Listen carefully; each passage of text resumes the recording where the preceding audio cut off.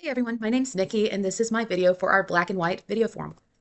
So I want to start with my interviews. Let me move this out of the way. So I interviewed both of my parents who grew up in different generations.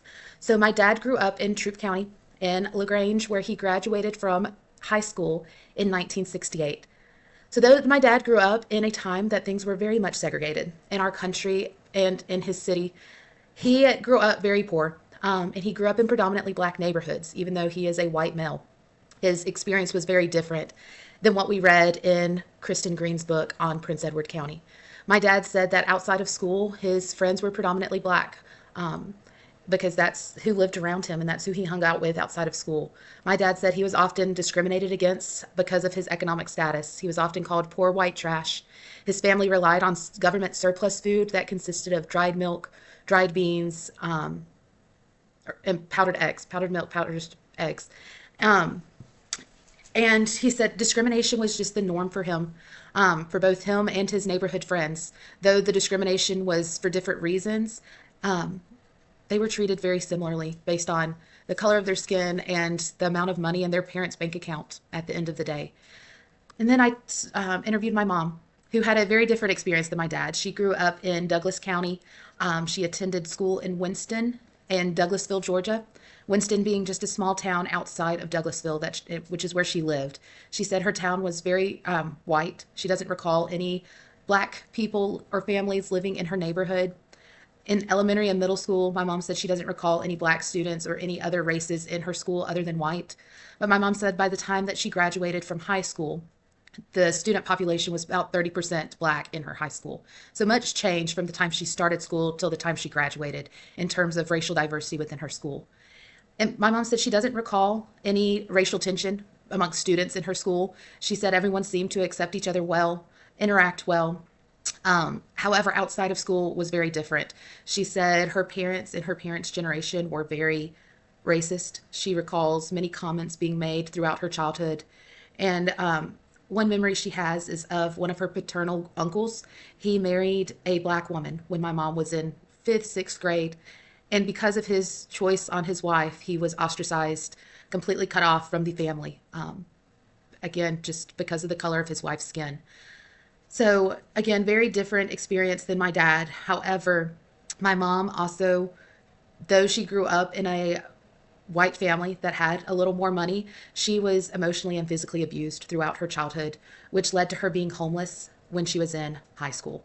So, my mom, again, though her family may have been able to pay the tuition to the private white academies, her parents weren't the active parents that author Kristen Green explained that often are seen in private schools or that would have paid the tuition to make sure that their children received an education.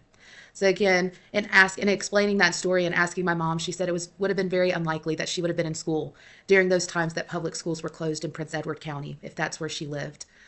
And then my experience in school. So I attended school in Heard County, Georgia.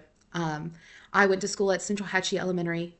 I attended middle school at Heard Elementary or Heard County Middle School and high school at Heard County High School, as are pictured here on the slide. I wasn't supposed to attend Central Hatchie Elementary School based on my zoning. I was supposed to go to Heard County Elementary School.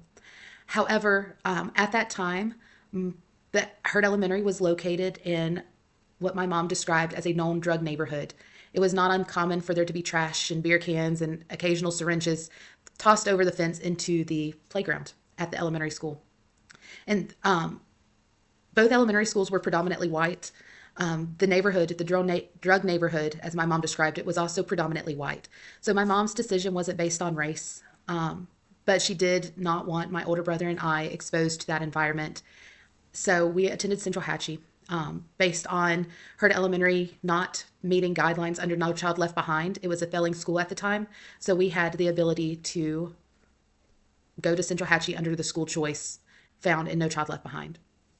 And then going to middle school and high school, they are the only middle and high schools in our county. So all students in the county attended high school and middle school together.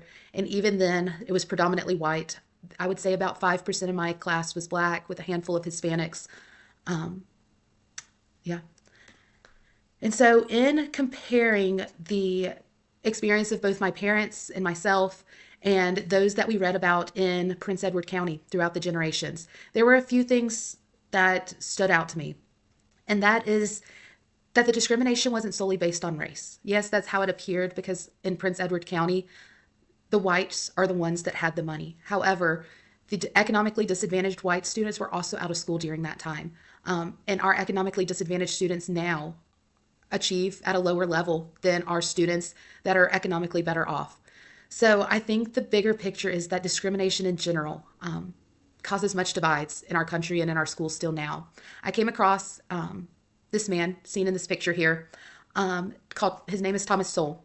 And he is a black economist that grew up in Harlem during segregation. And he says that he knew fairness was never an option. And in a speech that he gave, he was quoted saying, "Thank God my teachers were unfair to me growing up in Harlem." He says this because if his teachers were fair to him, they wouldn't have pushed him. He knows that his teachers were aware that he had been through so much discrimination and hardship solely based on the color of his skin. However, they did not see that as a reason not to push him to succeed just as much as his white peers. And because of pushing him and holding those expectations high, Soul says that that is why he is where he is now. Instead of being in jail or on welfare, he is a successful economist because his teachers didn't treat him fairly based on the wrongs that had been done in the past. And I think we as educators need to follow that example. In James chapter 2 in the Bible, it says, "Do not show partiality." Again, despite the economic disadvantage, despite the color of the skin, I believe that we as teachers need to hold all of our students to a higher expectation. We should challenge them all to be the best version of themselves. And yeah, that's what I have.